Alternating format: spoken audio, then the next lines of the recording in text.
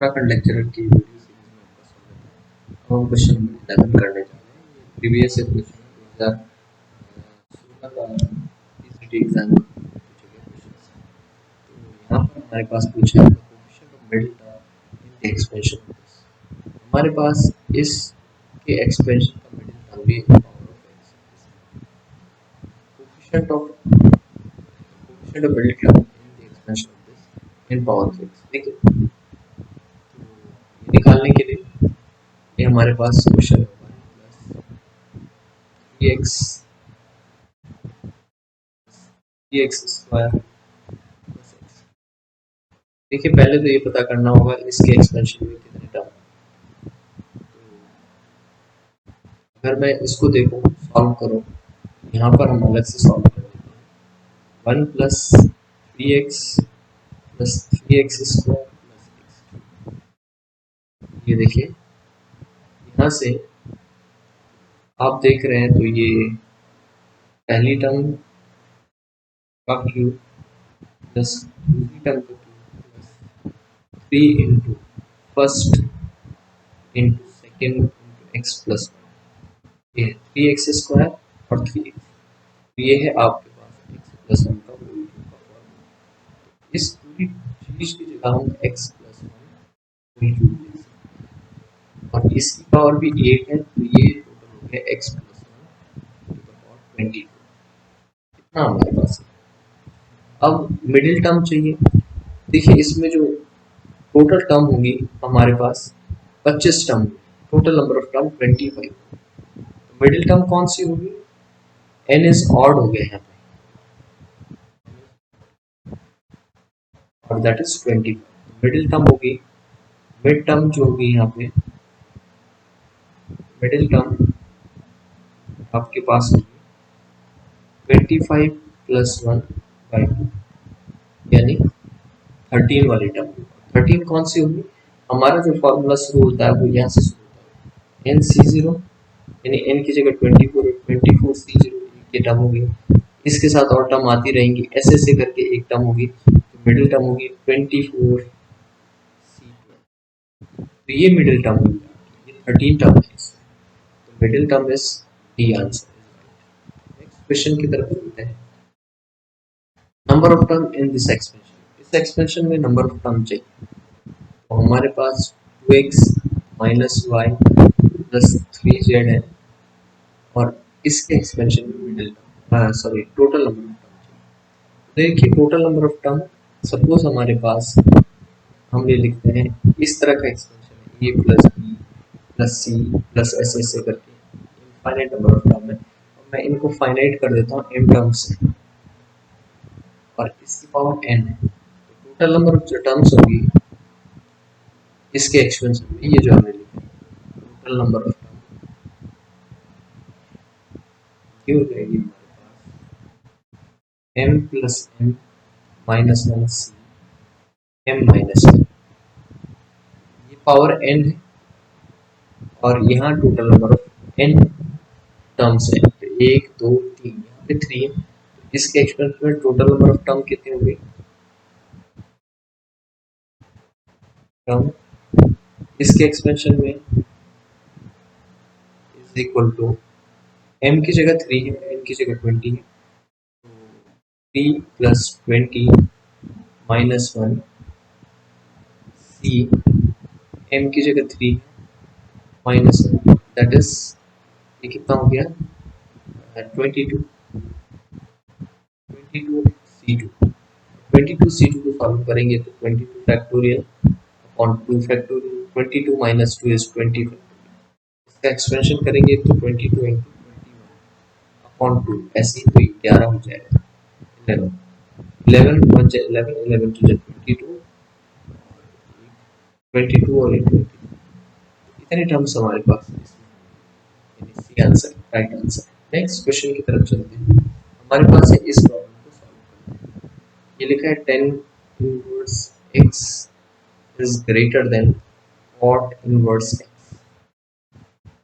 तो हमने दोनों साइड 10 इनवर्स ऐड करा तो यहाँ 2 10 inverse x greater than 10 inverse x plus cot inverse x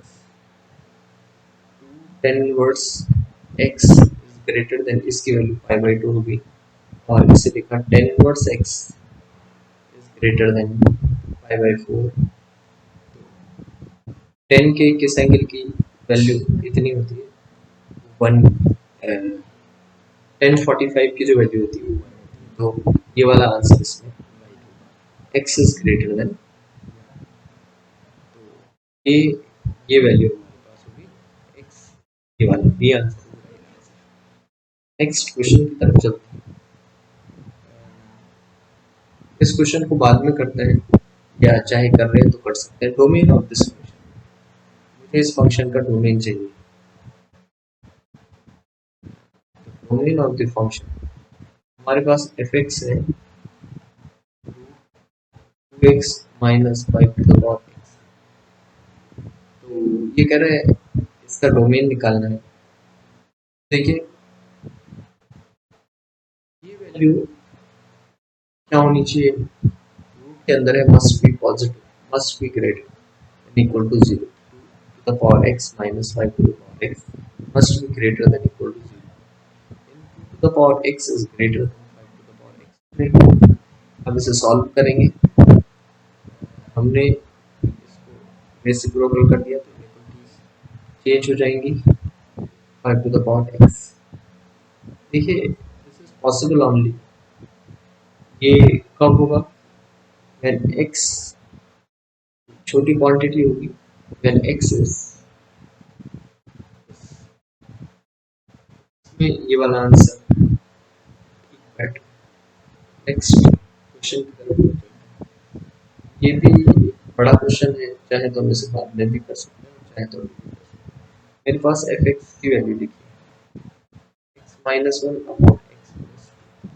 ये कह रहा है कि इसका इन्वर्स निकालिए और फिर डिफरेंशिएट कीजिए। इसका इन्वर्स निकालते हैं तो सपोज हमने एफ एक्स को y मान लिया, y मान लिया तो x की वैल्यू f इनवर्स y, इस तरह से हम लिख सकते हैं f इनवर्स। हमने एफ एक्स को y माना तो हम इसे लिख देंगे y x minus 1 upon x plus 2, multiply करा, ये हो गया हमारे पास x माइनस 1, क्लियर हो गया। यहाँ से हमने x एक साइड कर दी,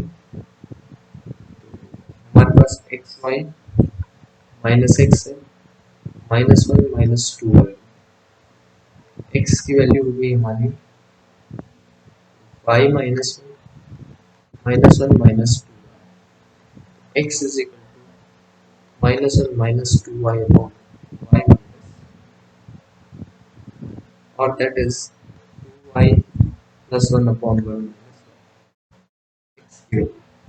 this is known as f x, ये एफ इनवर्स y है, एफ इनवर्स x कितना होगा, y की जगह x रिप्लेस कर देंगे तो ये 2x plus 1 upon 1 plus x 1 minus x, ये एफ इनवर्स। अब इसको डिफरेंशिएट करना है, मुझे क्या निकालना है, dy by dx of F inverse.